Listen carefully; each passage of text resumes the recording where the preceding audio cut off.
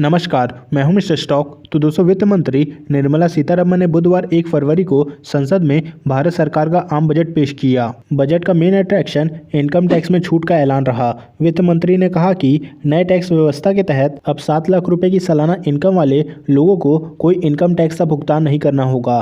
बता दें कि अभी तक ये सीमा 5 लाख रुपए थी। इसके अलावा फाइनेंस मिनिस्टर ने अब तक का सबसे बड़ा रेल बजट पेश किया। बजट में रेल के लिए 2.40 लाख करोड़ रुपए का ऐलान किया गया, जो फाइनेंशियल ईयर 2014 के रेल बजट का करीबन 9 गुना अधिक है। चलिए दोस्तों, बजट के मेन हाईलाइट को देखते हैं। तो पहली हाईलाइट ये है कि 7 लाख तक की सालाना इनकम तक जीरो इनकम टैक्स। दोस्तों, वित्त मंत्री ने मध्यम वर्ग के लोगों को बजट में बड़ी राहत दी है। दरअसल 7 लाख तक कमाने वालों को अब कोई भी इनकम टैक्स नहीं देना होगा। हालांकि ये सुविधा सिर्फ नए टैक्स सिस्टम चुनने वाले टैक्स पेयर के लिए ही होगा। दोस्तों, पुराने टैक्स रिजीम के तहत अभी भी टैक्स छूट की सीमा 5 लाख रुपए पर बनी हुई है। चलिए अब दूसरे हाईलाइट के बारे में बात करते हैं, जो कि है टैक्स स्लैब में किया बदलाव। दोस्तों, सरकार ने नए टैक्स रिजीम के तहत इनकम टैक्स के स्लैब में भी बदलाव किया है। दोस्तों, मान लीजिए कि आप 0 से 3 लाख रुपए कमाते हैं तो आपको कोई इनकम टैक्स नहीं देना होगा। हालांकि अगर आप पहले से ही टैक्स देते हैं, जो कि 3 लाख से 6 रुपए के बीच में है, तो आपको 5% टैक्स देना होगा। 6 से 9 लाख रुपए कमाने वालों के लिए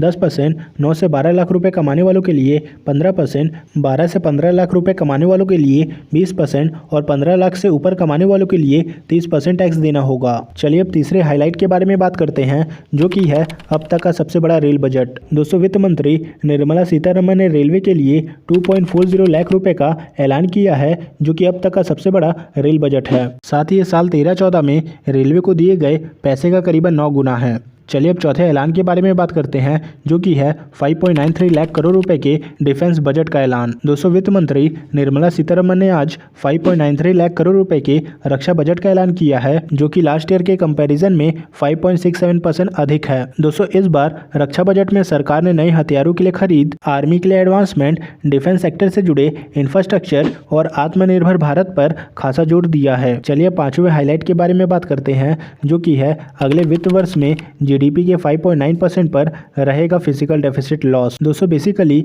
वित्त मंत्री ने अगले साल वित्त वर्ष के दौरान देश के फिजिकल डेफिसिट के जीडीपी के 5.9% पर रहने का अनुमान जताया है। वहीं फाइनेंस मिनिस्टर ने यह भी कहा है कि जीडीपी इस साल 7% पर रहने का अनुमान है। वहीं छात्रों के लिए नेशनल डिजिटल लाइब्रेरी बनाई जाएगी। दोस्तों, कारीगरों के स्किल को इनहेंस करने के लिए पीएम विश्वकर्मा कौशल सम्मान योजना लाया गया है। तो दोस्तों, कुछ इन चीजों का ऐलान किया गया है आज के दिन। हालांकि अगर आपको जानना है कि कौन से कंपनी का शेयर कब बाय करना है या फिर कौन से कंपनी का शेयर कब सेल करना है, तो आप हमारे टेलीग्राम चैनल को फॉलो कर सकते हैं। तो दोस्तों, इस वीडियो में फिलहाल इतना ही। मिलते हैं नेक्स्ट वीडियो में।